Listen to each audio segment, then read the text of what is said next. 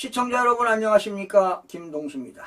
삼성전자가 어제 매출 79조 원, 영업이익 9조 1천억 원이라는 3분기 영업 실적을 잠정 발표했습니다.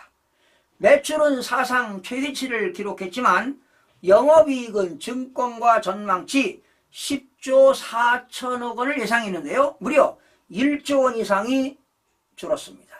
어쩌면 사실상 어닝 쇼크라고 볼 수도 있습니다.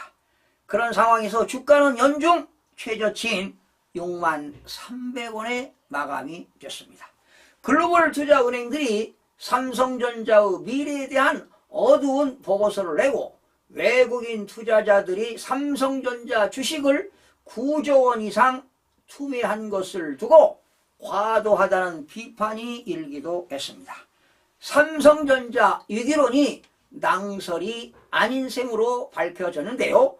삼성전자 전영현 디바이스 솔루션 DS 반도체 부회장이 실적 발표 후 시장의 기대에 못 미치는 성과로 기술 경쟁력과 회사 앞날에 걱정을 끼쳐드려서 죄송하다고 사과를 했습니다. 삼성전자가 실적과 관련해 공식 입장문으로 사과한 것이 처음일 정도로 안팎의 위기감은 전례 없는 상태입니다. 영업이익만 보면 지난해 6조 6천억 원에 올해는 3분기까지 무려 26조 원으로 대폭 증가했습니다. 다만 위기로는 현재 실적이 아닌 삼성전자의 미래가 불투명하다는 비관론에서 나온 것입니다. AI인 인공지능 등 미래 변화에 제대로 대응하는지에 대한 물음표가 이어지고 있습니다. 삼성전자는 AI 반도체 핵심 부품인 고대 역폭 메모리라고 있죠. HBM에서 SK 하이닉스에 이미 주도권을 뺏겼고 아직도 삼성전자는 가시적인 성과를 얻지 못하고 있는 실정입니다. 파운드리죠. 파운드리 위탁 생산 부분에서는 유리가 대만이죠.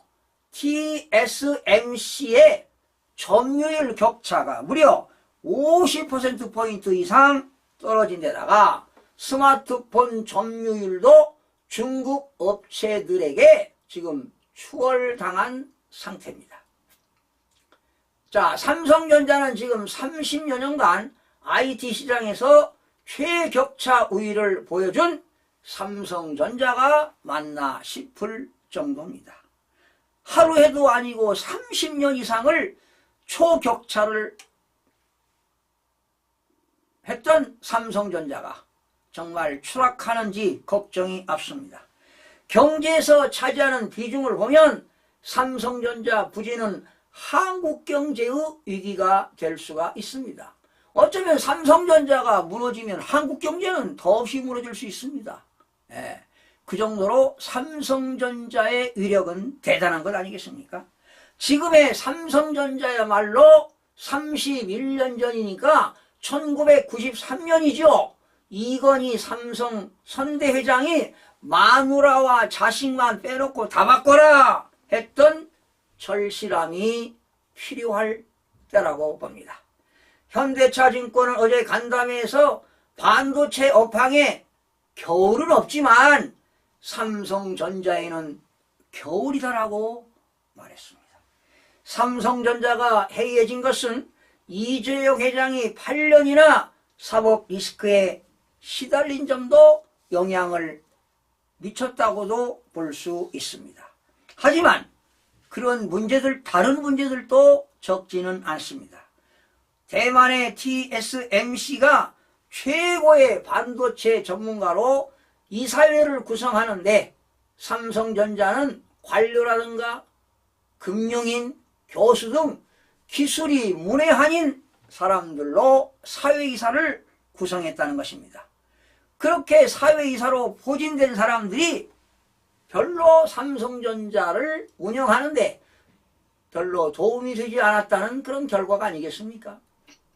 이들이 어떻게 경영진들에게 비상벨을 울리고 혁신적인 의사결정을 할 수 있을까 하고 어떠한 도움을 줬을까요? 삼성전자가 초격차 경쟁을 회복하려면 기술만이 살 길이라는 명백한 진리에 충실하게 의사결정 시스템과 경영체제를 바꿀 필요가 있습니다. 기술이 최고입니다. 삼성전자로서는 자신감 상하는 일이 아닐 수가 없습니다. 전영현 부회장은 사과문에서 세상에 없는 기술, 완벽한 품질 경쟁만이 재도약하는 유일한 길이라고 강조했습니다. 틀림없는 말입니다. 특급 기술 인재들을 확보하는 데 삼성전자는 사활을 걸어야 할 것입니다. 이재용 회장을 비롯한 최고 경영진들은 수비 위주의 소극적인 자세를 버려야 합니다. 불량품을 모조리 불태웠던 애니콜, 화영식 같은 정신을 되찾지 않으면 삼성전자의 부활은 어렵다고 보여집니다. 삼성전자의 미래는 한국 경제의 미래와 직결되어 있기 때문에 우려하지 않을 수가 없습니다. 치열하게 도전의 위기를 새로운 기회로 변화시켜서 반전시켜야 합니다. 여기에 답이 있습니다. 두려움이 없는 혁신만이 미래를 개척할 수 있다고 봅니다. 삼성전자의 무궁한 발전을 기원드리고 분투를 기대합니다. 시청해주신 여러분 고맙습니다.